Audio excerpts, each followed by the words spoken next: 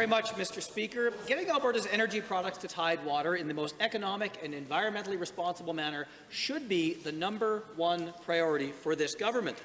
It's their job to make the case for pipelines, but despite the supposed social license that comes from this government's climate policy, we are still facing strong opposition. To the Premier, if you've done all you can to sell pipelines, why does Alberta still face strong opposition in BC and beyond?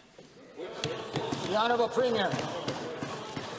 Well, thank you very much, Mr. Speaker. As I've said a number of times before, our government continues to work very hard to support the pipeline to tidewater. First of all, we brought in a climate leadership plan, which the federal government clearly identified as the reason for why the pipeline was approved. Since then, we have worked on a number of different levels, legal as well as political, as well as communications, to promote the pipeline. We will continue to do that, Mr. Speaker. I know the members opposite wring their hands with glee at the hope that maybe the pipeline will fail, but you know what, Mr. Speaker? Mark my words, it will be built.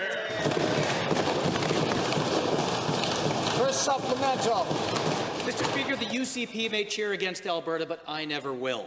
Now, I hear a lot about the economic benefits of pipelines, and there is no doubt there's an airtight case that Alberta, BC, and all of Canada benefits economically from pipelines. But there's an environmental benefit as well, and that is where this NDP government has let us down.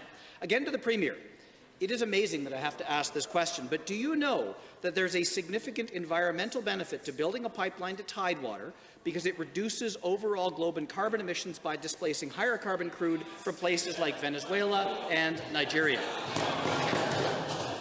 The Honourable Premier. Say yes.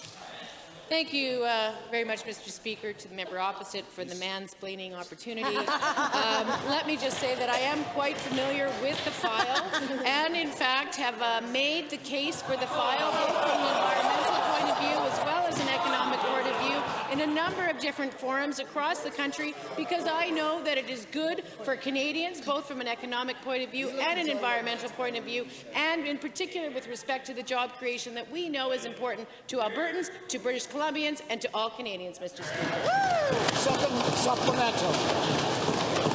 Mr. Speaker, Alberta's energy industry is the most innovative and environmentally responsible anywhere in the world.